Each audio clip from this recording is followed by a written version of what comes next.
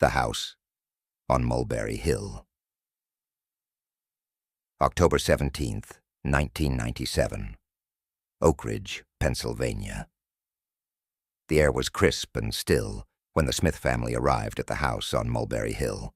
The towering Victorian structure loomed against the backdrop of a pale gray sky, its windows dark, like unblinking eyes. For a moment, Emily, their 12-year-old daughter, thought she saw something shift behind the upstairs curtains, just a flicker of movement. But when she blinked, it was gone. She shivered and glanced at her parents, who were too busy unloading boxes from the car to notice her unease. The move to Oakridge was supposed to be a fresh start. After losing their youngest daughter, Lily, in a tragic accident the year before, the Smiths had been desperate for a change, something to pull them from the suffocating grip of grief. When they found the old house on Mulberry Hill, its steeply pitched roof and gabled windows radiating a certain charm, they couldn't resist its allure. It felt like fate, like the kind of place that could hold new memories, ones that weren't haunted by the past. But now, standing in front of the house, Emily couldn't shake the feeling that something wasn't quite right. The house seemed too quiet, too still, as if it had been waiting for them all this time. That night, after the last box was unpacked, the family settled into their new home. Emily's parents, exhausted from the move, quickly fell asleep, but Emily lay wide awake in her bed, staring at the intricate molding that circled the ceiling. The house creaked and groaned in the wind, the way old houses do, but then she heard it. Footsteps, slow and deliberate, pacing just above her head. Her heart skipped a beat. She sat up, listening intently, but the sound had stopped. She told herself it was just the house settling, or maybe a raccoon in the attic. Yet the uneasy feeling remained, crawling up her spine like cold fingers. She pulled the covers tighter around her and squeezed her eyes shut. The footsteps started again, closer this time. Emily's breath caught in her throat. Someone, or something, was moving through the house, and it wasn't her parents. She wasn't imagining it. She knew it. And in that moment, she realized this house wasn't a fresh start after all. Something was wrong here, and whatever it was, it had been waiting for them. The days after the move passed quietly, at least on the surface. Mr. and Mrs. Smith busied themselves with setting up the house, eager to make it a home. They painted walls, hung pictures, and filled rooms with their old furniture, trying to erase the eerie emptiness that seemed to cling to the house like a second skin. But no matter what they did, the house always felt a little too cold, a little too dark, as if it resented their presence. For Emily, the unease that had begun the first night only deepened. The footsteps in the attic never stopped, and worse, they seemed to be growing bolder. Every night, as she lay in bed, she would hear them, slow, deliberate steps, pacing just above her room. She told her parents, of course, but they brushed it off as an overactive imagination, a reaction to the stress of the move. But Emily knew better. Something was in this house, and it was more than just old floorboards settling. It wasn't just the footsteps, either. During the day, she began to hear whispers. Faint, almost inaudible, they slithered through the walls like a secret carried on the wind. At first, she thought it was her mind playing tricks on her. She would pause, straining to catch the words, but they would disappear the moment she focused. She convinced herself it was nothing, just her imagination, like her parents said. But then one afternoon, while she was alone in the house, she heard it clearly, her name, whispered from somewhere behind the walls. "Emily." She froze, her heart pounding in her chest. It wasn't a dream or a trick of her mind. Someone, or something, had called her name. The sound was distant, as if it came from deep within the house, but it was unmistakable. She ran to her parents, breathless, but again they dismissed her fears. "Sweetheart, it's just the wind. Old houses make noises," her father said with a reassuring smile that didn't reach his eyes. But Emily could see it, the flicker of doubt in their faces. They were beginning to sense it, too, the weight of something unseen pressing down on them. And as the nights stretched on, the whispers grew louder, bolder, creeping ever closer to her room. And Emily began to wonder, what if the house wasn't just whispering to her? What if it was trying to tell her something?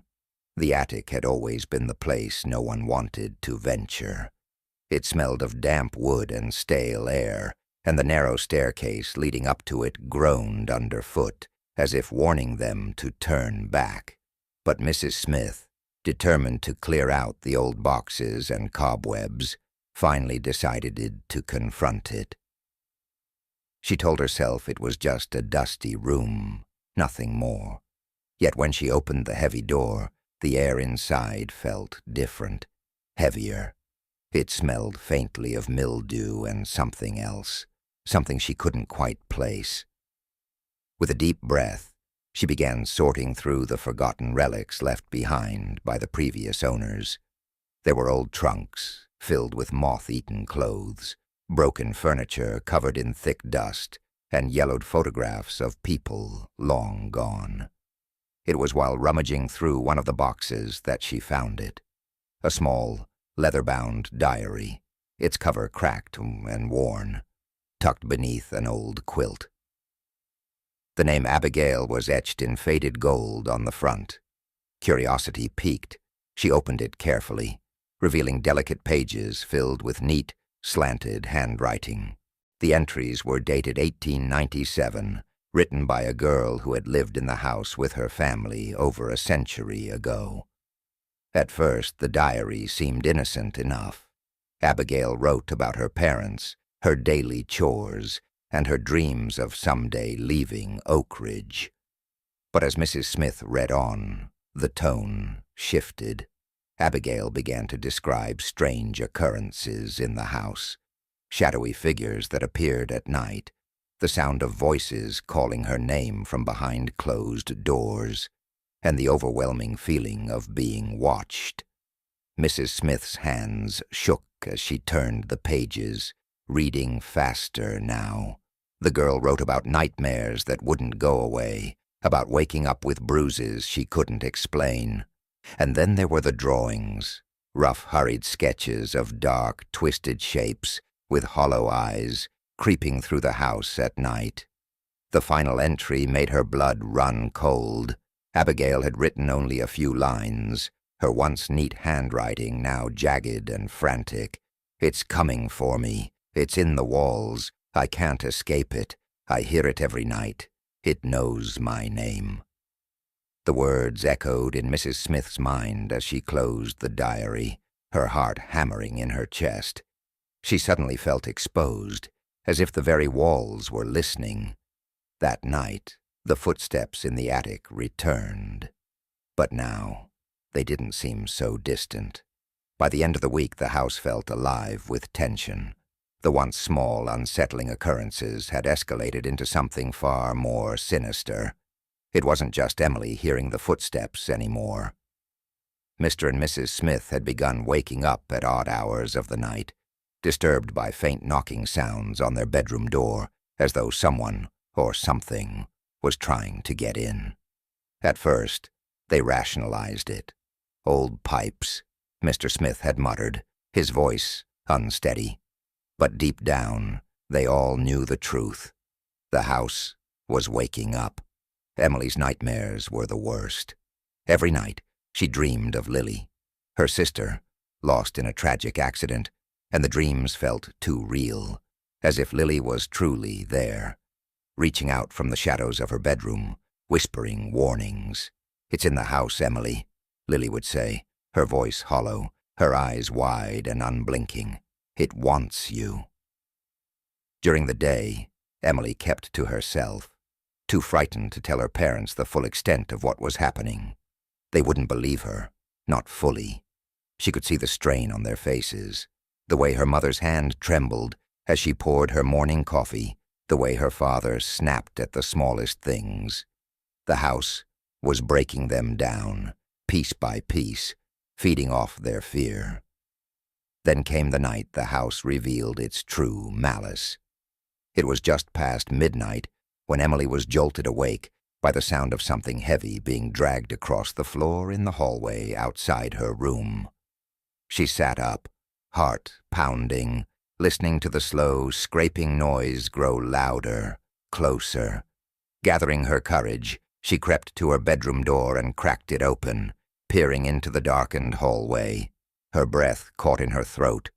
There, at the end of the hall, a shadow stood, unmoving, its form vaguely human but twisted and wrong. It was tall, unnaturally tall, its long arms reaching nearly to the floor, and its head hung at an unnatural angle, as if broken. It didn't move, but she felt it watching her, felt its eyes boring into her. Emily slammed the door shut, her hands shaking violently. She backed away, stumbling toward her bed, but before she could cry out, the door began to rattle on its hinges. The handle twisted slowly, as if whatever was outside was trying to enter. And then, faintly, just beyond the door, came the whisper again. "Emily." The house wasn't haunted by memories. It was something far darker, far older, and now it was coming for them all. The next morning the house was eerily silent, but the air hung thick with a sense of dread. After the terror of the previous night, the Smiths couldn't ignore it any longer. Something was wrong with Mulberry Hill. While Mrs. Smith kept Emily close, Mr. Smith set out to uncover the truth. He needed answers.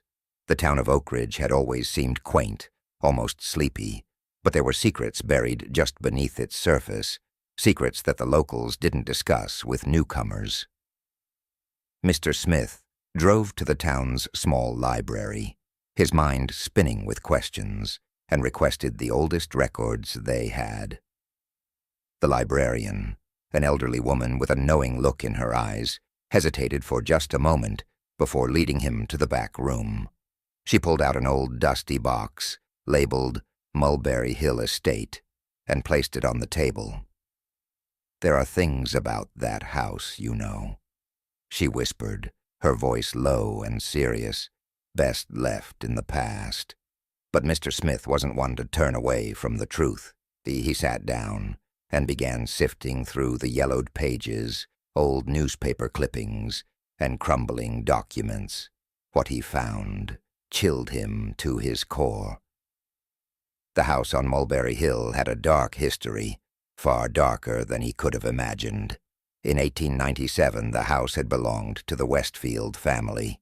They were a well-respected, wealthy family, but their lives took a strange turn when their youngest daughter, Abigail, became ill.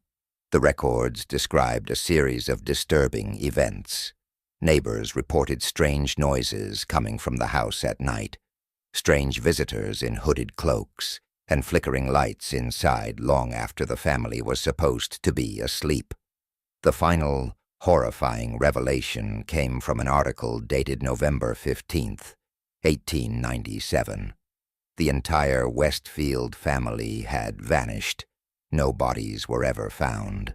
The town's only clue was the discovery of the attic, where they found strange symbols carved into the walls and floor, ritual markings, summoning circles. Abigail's diary had been recovered, the same diary Mrs. Smith had found, but it offered no clear answers, only more questions.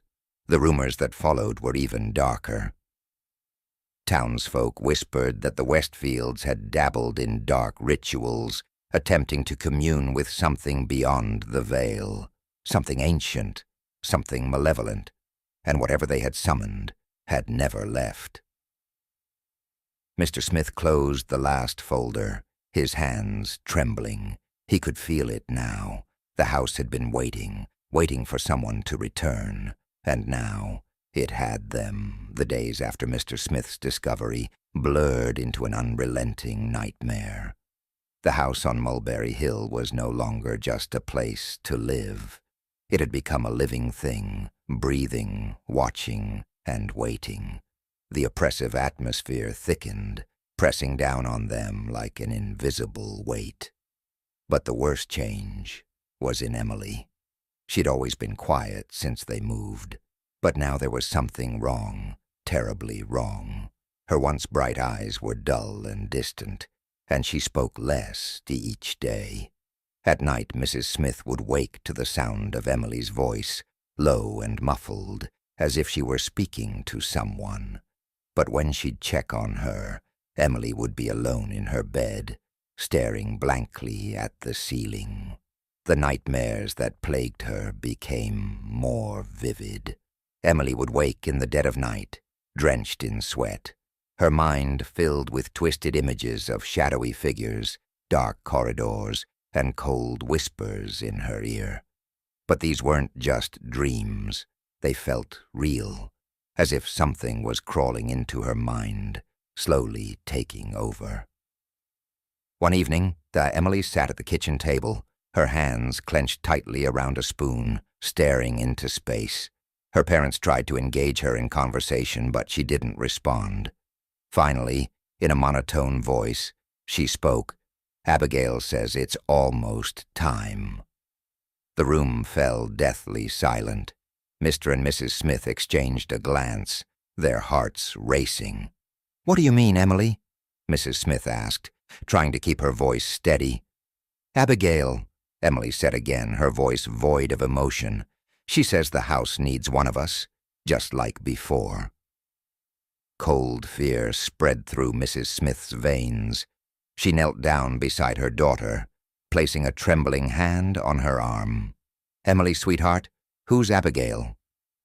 Emily turned her head slowly to look at her mother, and for a brief moment, it wasn't her daughter staring back. It was something else. Her eyes were darker, hollow, as if someone else was looking out from behind them. "She's in the walls. She's been here all along," Emily whispered. "She told me. The house always takes one." Mrs. Smith recoiled in horror, her mind racing. Could it really be true? Was their daughter being manipulated by something far darker than a ghost? Was the house slowly possessing her? Emily's behavior grew worse with each passing hour. At night, she would stand by her parents' bed, silent, unmoving, her eyes wide open, watching them sleep. And then, the house made its final move. The Smiths were no longer in control. The house had chosen, and it had chosen Emily. The storm that night felt different, more than just a natural force. It was as if the wind and rain were in tune with the growing darkness inside the house. Thunder cracked, rattling the windows of Mulberry Hill, while shadows danced in the corners of every room, flickering in the dim candlelight. The Smiths had turned off all the lights. The house seemed to pulse and flicker whenever they tried to use electricity. They had gathered in the attic, where it had all begun, where the house's secrets had been buried for over a century. And now they were here to confront it. Emily sat in the center of the room, her eyes blank, her lips moving soundlessly as she muttered to herself. Her once gentle features now looked foreign, twisted, as if something else had taken root inside her. Mrs. Smith, tears streaming down her face, held a faded page from Abigail's diary, where the young girl had scrawled a desperate plea for salvation, a ritual to banish the entity. It was incomplete, torn in places, but it was the only hope they had. "We have to do this," Mr. Smith whispered, his voice barely audible over the howling wind outside, "before it's too late." The ritual was simple, but terrifying.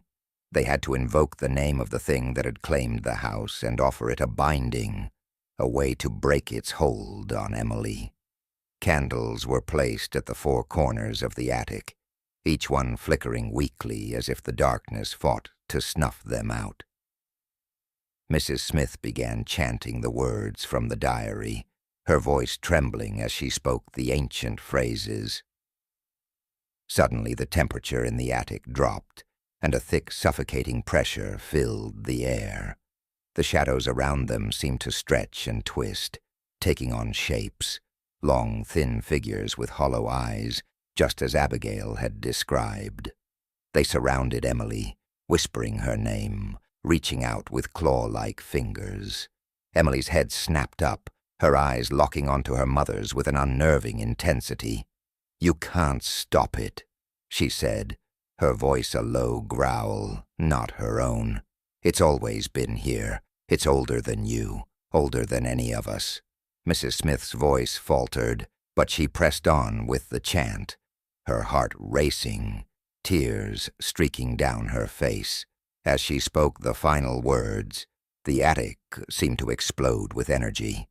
The shadows recoiled, twisting and writhing in agony as the light from the candles flared. The room shook violently, the walls groaning as if the house itself was fighting to keep its dark power.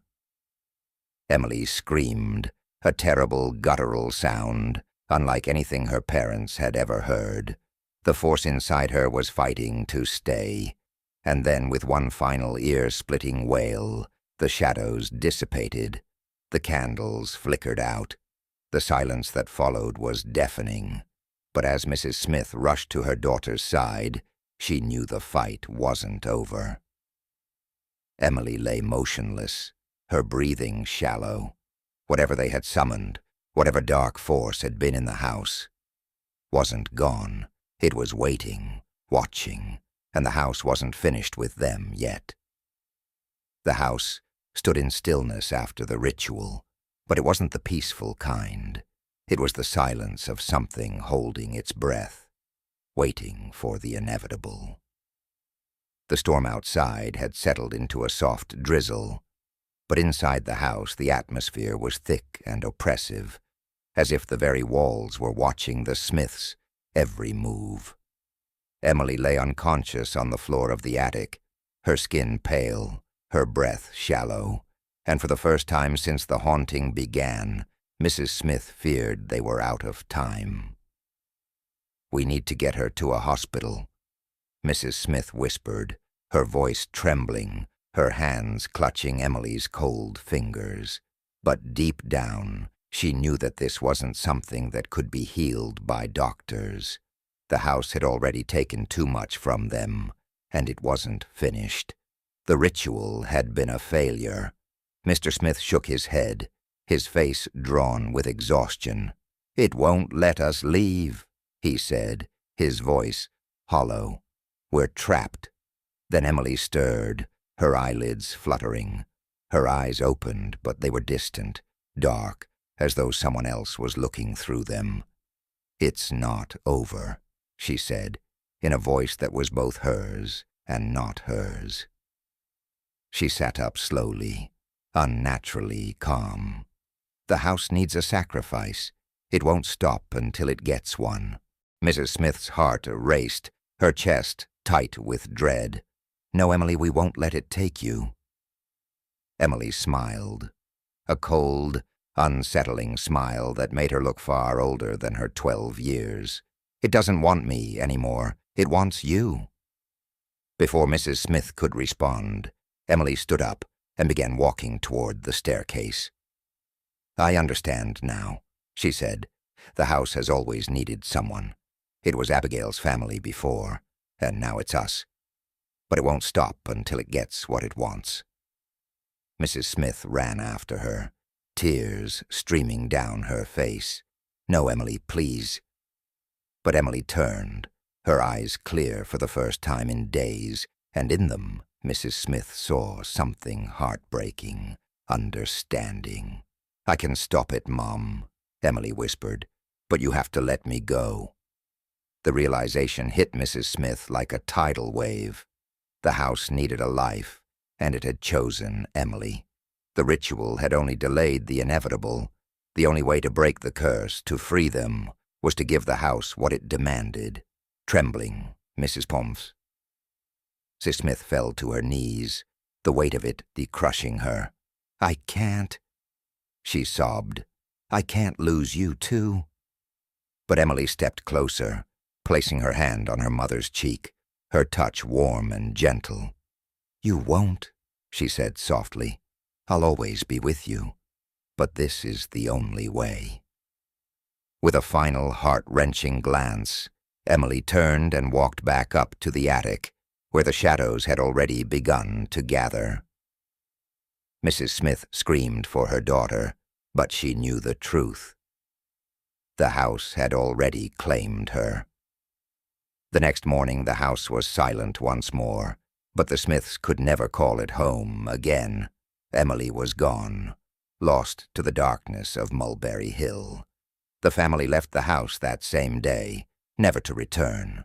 They drove away in silence, the weight of the sacrifice hanging heavy in the air. Mulberry Hill stood empty once more, the shadows inside waiting, just waiting, for the next family to come. And perhaps, in the stillness of night, if you listen closely, you can still hear Emily's voice whispering through the walls. It's not over. Years passed, but the house on Mulberry Hill never stayed empty for long. New families would arrive, drawn by its eerie beauty, oblivious to the darkness that lurked within. Each time, they came with hope, thinking they could make it their own, thinking the rumors were just ghost stories told by old locals with too much imagination. But the house was patient. The town of Oakridge grew quieter about Mulberry Hill. No one spoke of the Smiths anymore, nor of the Westfields who vanished a century earlier. Yet on rare occasions, a curious child would ask their parents why the house always seemed to have a new family moving in, only to leave again in the dead of night, never to return. On those cold autumn nights, when the wind swept through the bare branches, some said they could hear faint whispers coming from the house, like voices carried on the breeze, too soft to make out, but enough to send a chill down the spine. Some even claimed to see a flicker of movement in the attic window, just a brief shift of a shadow, watching, waiting. Emily's name was never spoken, but those who ventured too close to the house always felt an inexplicable sadness, as though the walls themselves remembered her. She had saved her family, but in doing so had become part of the house's story. And so Mulberry Hill waits, its dark windows staring out over the quiet town, biding its time for the next family that dares to enter. The house remembers, it always remembers, and it never lets go, because what the house wants, it eventually takes. And now, it's watching again, waiting for you.